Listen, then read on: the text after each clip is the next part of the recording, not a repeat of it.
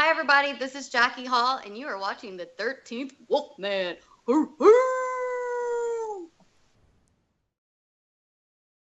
We could have come up with a better story. Wait, I got a great idea.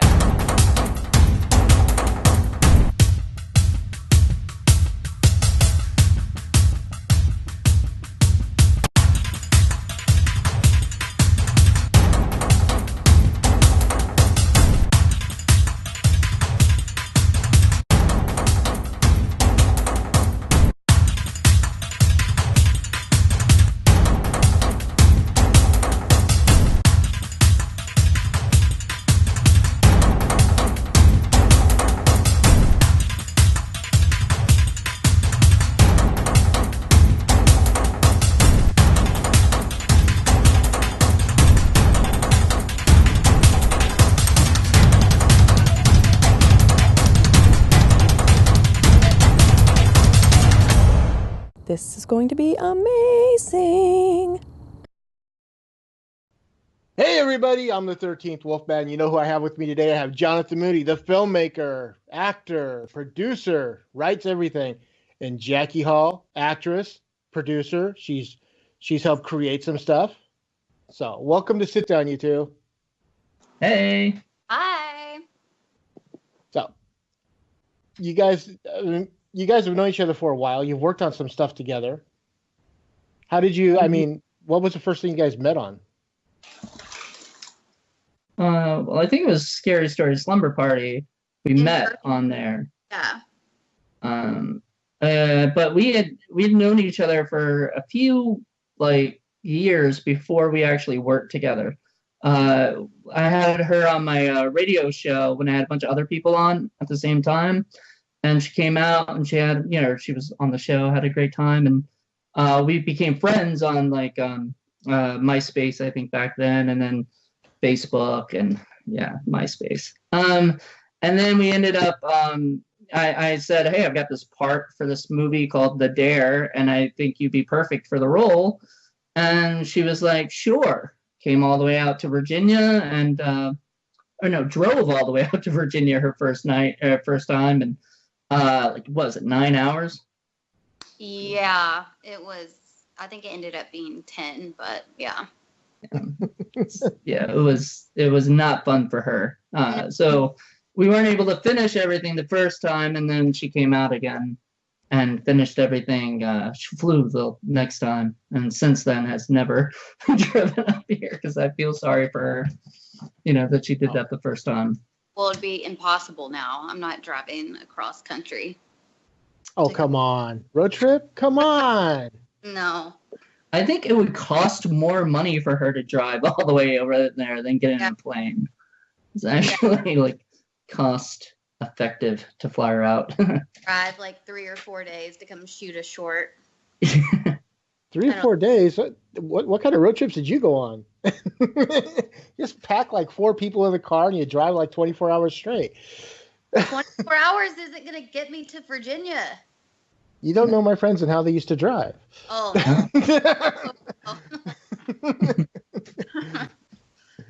I could actually see Jackey doing that. Driving that fast. Would probably throw up all over the car. Everybody would be barfing.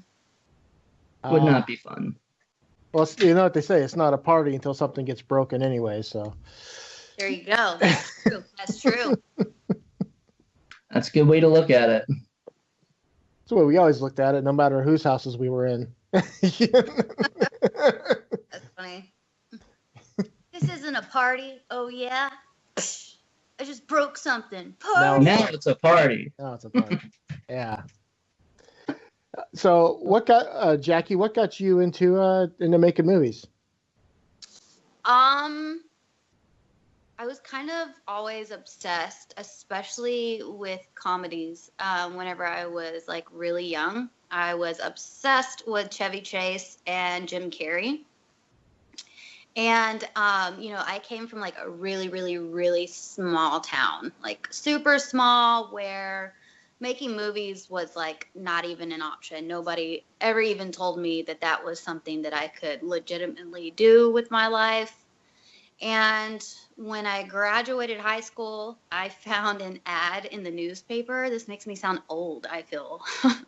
But I found an ad in a newspaper about this low budget independent horror movie that was shooting like 30 minutes down the road for me. And I was just like, oh my God, this is like not even ever heard of.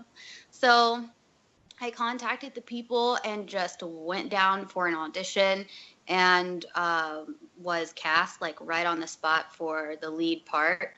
And he had some other independent film directors come in that watched me perform, and it just started this huge like networking service basically for me. So, which is a great way to get your foot in the door. A lot of actresses start out doing horror, and then they transfer to something else. Are some people, like we were saying earlier, stay in horror and become those little horror icons? You're expanding your growth, and you're trying to transition out of horror now. Yes, I am. So, I just want to make sure I don't get typecast. It's not that I really have anything against horror or independent films. I actually love independent filmmaking. But I just want to, I've been doing this for so long now. I feel like if I don't like draw a line somewhere and set some boundaries and start pushing myself to go forward, that it's kind of never going to happen, because I was in a comfort zone with the independent horror field. I could just contact people at any point in time, basically, and I could get a part if I wanted, Yeah, and there's nothing wrong with that. I mean, like I said, I've interviewed quite a few people. There's people I know that they have one foot in horror, and then from time to time they'll step outside of it and just to do something else. So There's nothing saying you can't come back every now and then. Yeah, no, for sure. I really want to do comedy, and I want to do faith-based films as well. Like, if you've seen most of the movies that I've done, almost every character that I play is the comedic relief.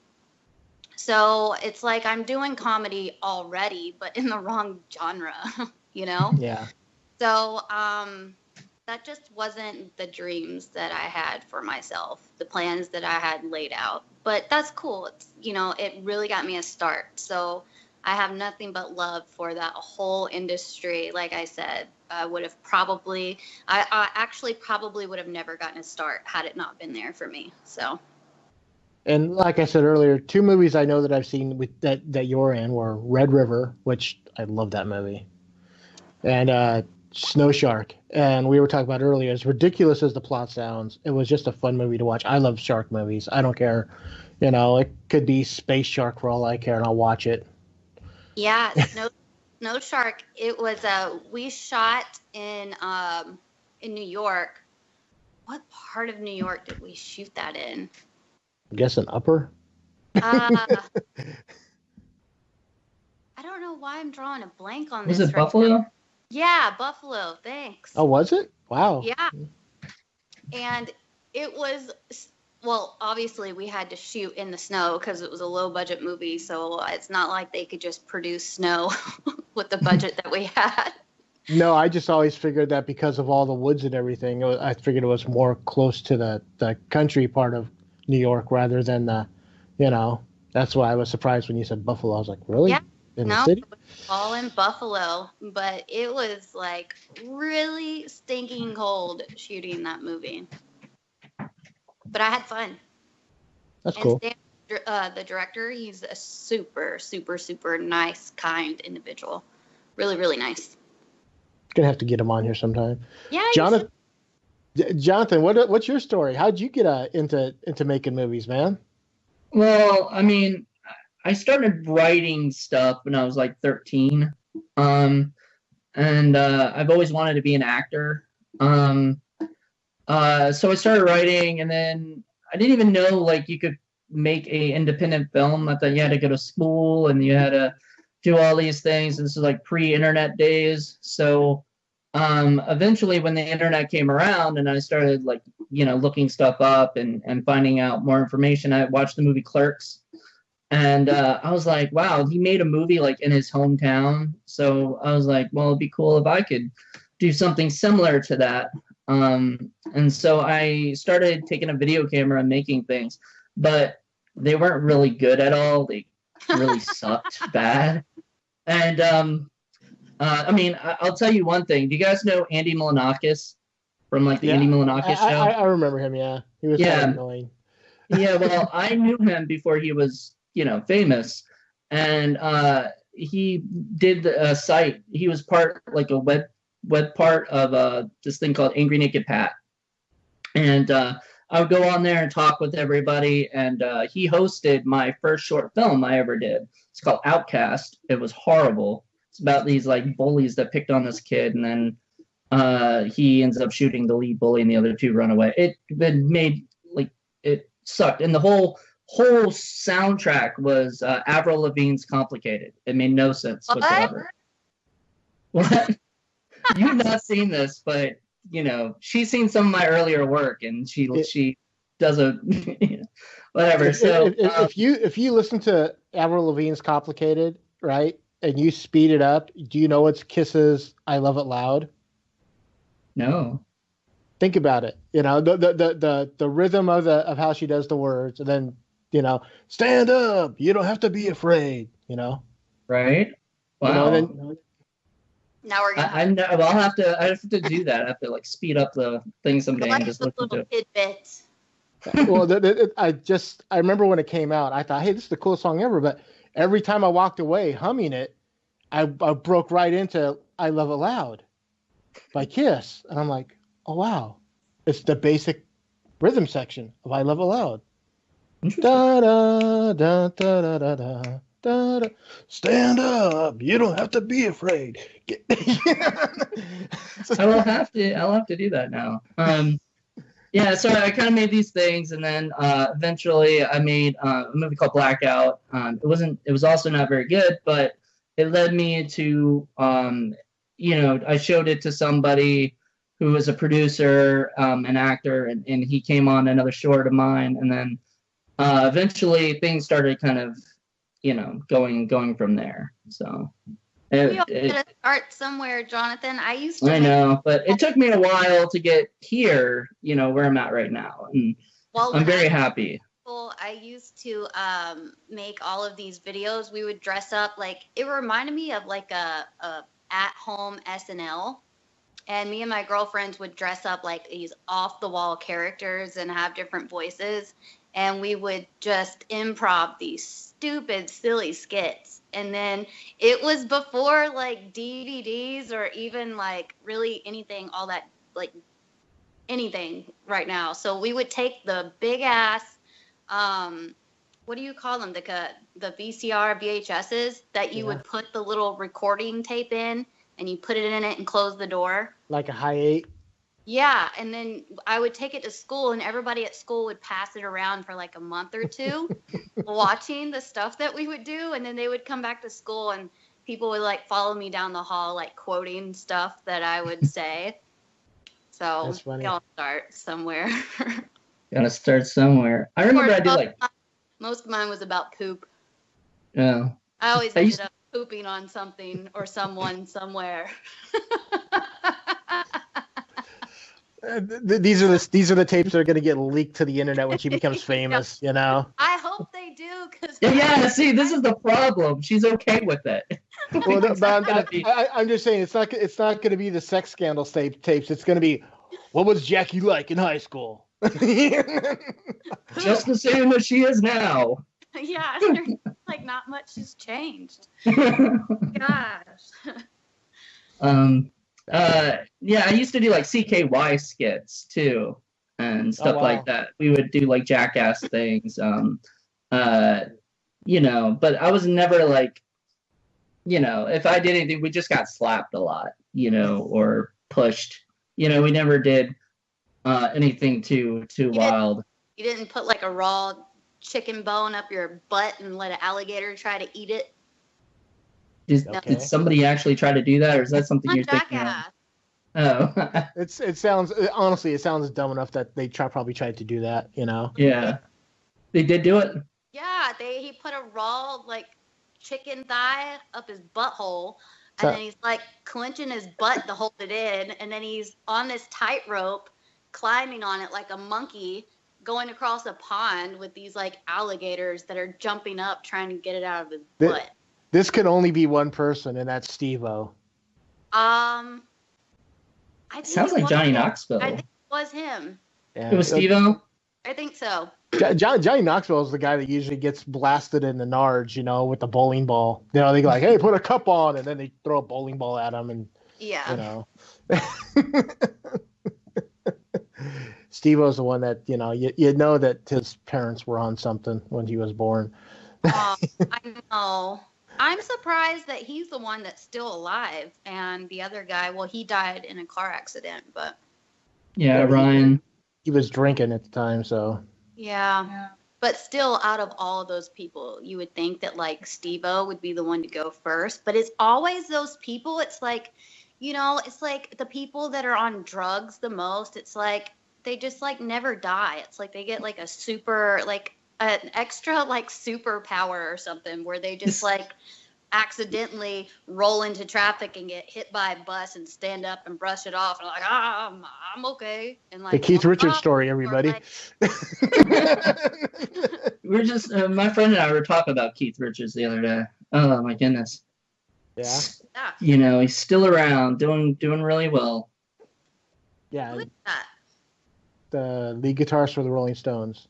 Oh, sorry, I don't know the name of these rock. No, yes, I told you it was. I felt the judgment. I felt it. No judgment. Artists like the Rolling Stones, Jackey. Come on. I was listening. I was listening to Hanson. Okay, Bop. Bop. To the Rolling Stones. I'm just kidding. I'm okay, so now there's I'm judging you now. Okay. Hanson are the Rolling Stones. Bop. Actually, Hanson ruined my life. They ruined my life because when I was in middle school, Hanson was huge. And guess who looked just like the motherfuckers? Long blonde hair. The short girl with the long blonde hair. Me. And I remember I could not get a boyfriend for the life of me. They were like, ew, you look like Hanson. No. They ruined my life.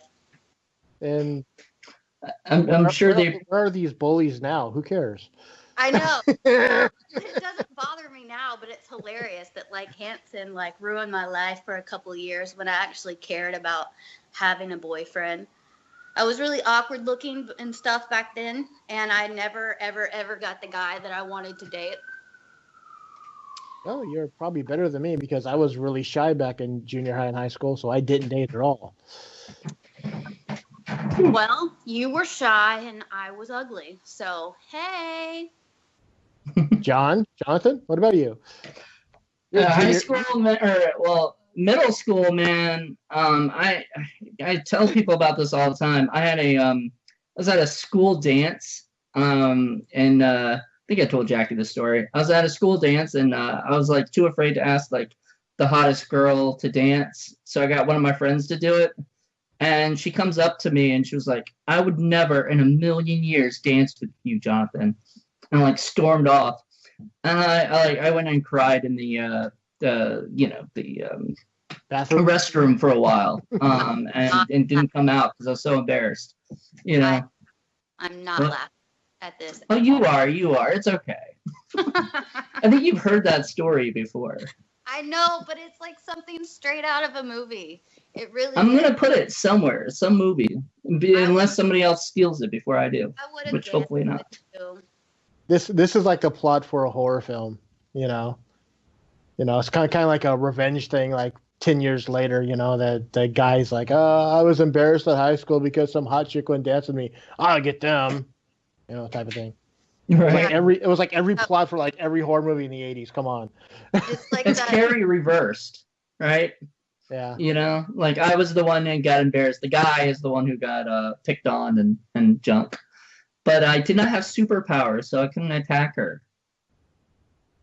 Oh, do you have superpowers now? Maybe in a way. I mean, killing people off in movies is kind of a superpower. You should put her in one of your movies. Actually, I'm not Facebook friends with her, but like a friend of mine who's an actor who lives locally, he actually is dating her. And so I'm like, okay, I don't want to tell him that his girlfriend ruined my life. That like ruin your life? In a way. What? Whatever, Jackie. That stuff, like, I don't know. I'm weird about it. She jokes on me about it, but I'm weird about it. Like, I've gotta, So let's talk a little. Let's talk a little bit about scary story slumber party. What about it? Well, this is kind of an anthology type thing, and I mean, it's good. I like it, but I mean, is it hard to come up with three or four different ideas to put into one film to do a wraparound around? Are you saying why was it so long? Like how many shorts they used or something? Or no, I'm not saying that. I'm saying that when it comes down to like anthologies, it always surprises me that some people can. It's like, okay, I have 3 stories. Now I need to find a way to do a wraparound to tie them all together. It seems like that'd be a lot more difficult. Well, it was like originally it was a plan to be another whole another anthology altogether, and then things just didn't work out with it. So I ended up calling it Scary Story Slumber Party, and then deciding to go like Are You Afraid of the Dark on it and kind of do something, like where it's a bunch of people at a slumber party telling scary stories, which pretty much the title of the movie. But yeah, that's kind of how it, like, I took a bunch of the shorts we had, and then I took 2 shorts that my friends had done. My friend Mike Wilson and my friend John Johnson had done 2, had done a short each, and they let me have that to fill it up and everything and make it at least over 70 minutes long. Okay. So. I didn't think it was too long at all, to be honest. I liked it. I just always try to think of the other side. It's like sitting down writing. I mean, to sit down and just write like one movie has got to be difficult enough, but to come up with like a wraparound and 3 separate stories, that's got to be kind of hard too, If you it depends.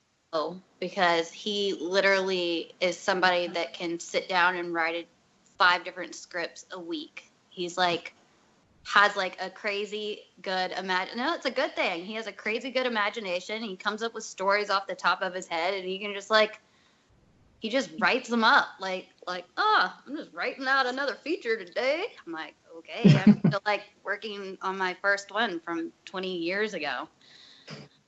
Yeah, I wish I had that determination, because there's I have a bunch of stories, but I never sit down. I've started a couple of scripts, but but I've never really sat down and just finished them up. And there's a few that I would love to see be made, but do it. Like I said, it's determination. It's just I'll sit there and go, I'll do it tomorrow, and then I'll go, I have 3 other things I need to do. But my deal is criticizing myself. It's all funny and I have it all worked out perfectly in my head, and then I'm like, nobody would ever like this. Scribble, scribble, scribble, scribble, scribble. Just scratch it all out. Scribble. You write it down on a notebook? She uses crayon. That's where I You use crayon. Scribble, scribble, scribble. Are you pointing to your eyebrows? My head. I was like, wait, are you scribbling on your eyebrows? Yeah. It's that's where all your best ideas come from, your eyebrows. Like a DJ booth up there. Yeah. Writer Kevin Smith has a thing called writer's laze, where people say it's writer's block. It's really a writer's laze. People would just rather do something else than write, watch Law and Order or something, and I completely agree with that. That's generally whenever I don't write, or I'm all excited to write, and then I'm just I could get to it and I'm like, I don't feel it right now. And I hate forcing myself to write, because I feel like it feels forced when you do it, and so I try not to do that. Yeah, like I said, I've started at least 2, and one of them I basically came up with all the descriptions of the characters and what they look like in my head, and and I wrote maybe 3 or 4 pages that I'm like, I really need to get back on that because that's the one I'd love to see made. It's a zombie film. Nice. But here's the thing. There are a lot of those going around. I know, and I was actually writing this way before the big craze hit, you know. And so now I'm like, oh god, do I even want to attempt this? Because people are just gonna go, oh, it's just another zombie film. But Yeah. you know, I'm not a zombie fan myself. I'm not saying yours won't be great, and I probably would want to see it, but I'm not. I don't know. I feel like there's only so many ways you can do zombie stuff without it just seeming repetitive. Like, oh my god, we're running away from zombies. Let's hide here. You know, like there's. So if the Asylum does like a zombie movie, like they did like Zombies, they had like zombies in a zoo, that sounds more interesting, which sounds like something that would make Jackie cringe. and they also had Abraham Lincoln versus the zombies. Right? You know? And see, that's fun. You know, Shaun of the Dead is a great zombie movie. See, I disagree. I like Zombieland. Zombieland was great. Why do you disagree, Wolfman?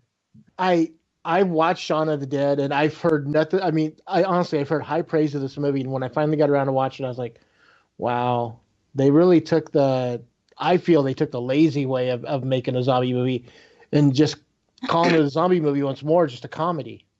Right. You know? But that was when I saw it, I wasn't expecting that. I was expecting there were so many flaws I found out. I'm like, why are they doing this? How come they're and it's not that I don't like Simon Pegg and Edgar Wright or any Nick Frost or any of those guys, because I love Hot Fuzz.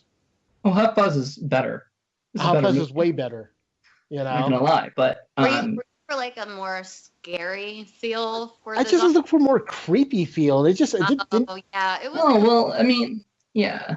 If you're going in it thinking it was gonna be a creepy zombies, then you're gonna be let down. But if you're going in there thinking it's gonna be a stupid comedy, you're gonna enjoy it. It was like a legit silly comedy. Yeah. Which is why I liked it, but. And yeah, I actually went back and I went back and I bought it and I rewatched it and I was like, still not my favorite. I try, man. I'm not just like one of those people go one and done. I'm like, I'll give it another chance, because I have actually went to movies before and found out that I liked them after I didn't like them. Like Wolf Creek, I hated that movie when it first came out. I did too, and I haven't seen it a second time, so I want to, just because I like the guy, the director, Greg. But I love Rogue. Rogue was a good movie. Did you see that? Yeah. Oh my goodness, that's a great crocodile killer movie. Killer crocodile movie. That would be a different movie, a crocodile killer, right? You know. The only movie I've seen like that is Lake Placid. Lake Placid was great. Yeah, loved that movie. I used to love like Anaconda and Lake Placid. Yeah, no. Did they do an Anaconda versus Lake Placid? They just did that one like a year or two ago. Like Sci-Fi Channel. So you love that. It's know? like both of them mixed together, fighting each other. There's like 4 Lake Placid movies, 4 Anaconda movies. Then you got like Lake Placid versus Anaconda. So. Which makes no sense, because like the Lake Placid is the lake, not the thing. So it's like, what, an anaconda versus a lake? I just thought that was silly title. But and it's not even Lake Placid, because they say in the first movie that they were going to call it Lake Placid, but they found out that there was already a lake named after that, which was where the Olympics were done. So the lake is actually called something else in the first movie.